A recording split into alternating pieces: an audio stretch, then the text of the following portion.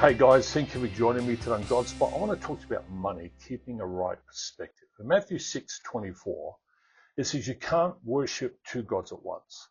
Loving one God, you'll end up hating the other. Adoration of one feeds contempt for the other. You can't worship God and money both. Now, it has been said that Jesus spoke about money more than any other topic in the Bible, and that's not really accurate. Yes, he spoke about money, but when he spoke about money, he was often appealing to a what could you say, a broader principle. Many times when he spoke about money, he was using it as something relatable to distinguish what the kingdom of God is like, just like he spoke about farming, just like he spoke about fishermen. And the idea of using money is it's very relatable because we all deal with money, whether it be digital currency or hard currency. We're always dealing with money, and such a relatable topic. And many times when he used money in a parable or an illustration, he was challenging the focus of your heart.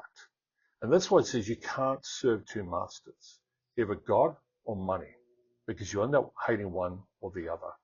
And so this is generally the way it works. Now you may say, well, I'm not a believer. I don't believe in God, so what's wrong with focusing on money? Well, you can focus on money at the expense of your family, the expense of your marriage, the expense of friendships, and lose all of it and have your money and have nobody to share it with. And that's a real problem to have. And so you need to think about what you're really focusing. That's why I'm talking about keeping a right perspective.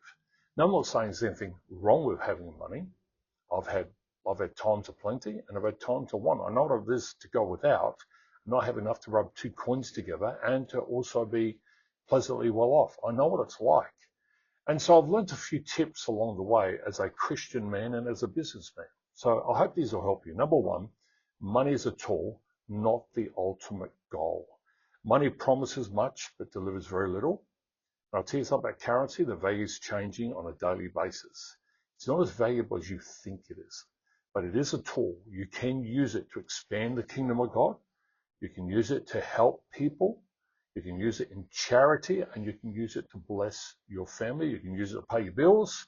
I mean, it's a tool. It's not the ultimate goal. Number two, pay yourself first. It's really important, because if you pay yourself last, it's like you don't value what you're doing. You need to value what you're doing and pay yourself first. It's one thing I've really learned to do. I have paid myself last many times. And I'll tell you, it's not beneficial. It doesn't help you. You've got to know your worth. And also set up an account, that direct debit, saying you put savings aside. Always put savings aside. It's really important. Okay, number three, live below your means, even if you have an income increase.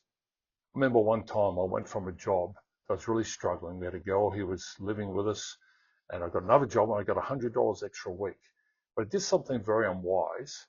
We moved out of our townhouse into a house which cost how much? An extra $100 a week. That was not wise. I should have just stayed there and enjoyed the increase that had been brought. And we would have been so much better off if we'd done that. But I was unwise. So live below your means, even if your income increases. Number four, don't chase money.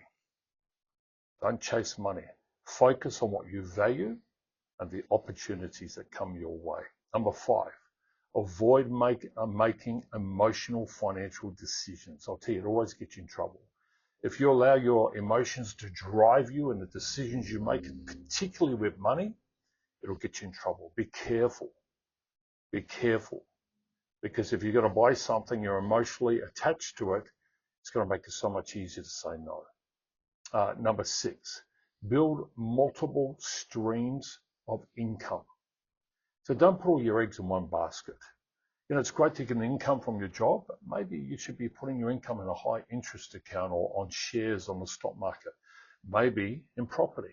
So this brings me to number seven. Understand the difference between assets and liabilities.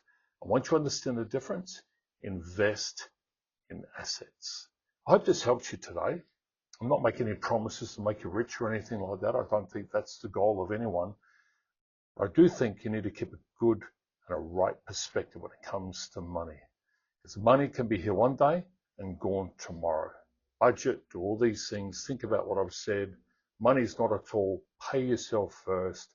live below your means, don't chase money, avoid making emotional decisions, build multiple streams of income, and understand the difference between an asset and a liability.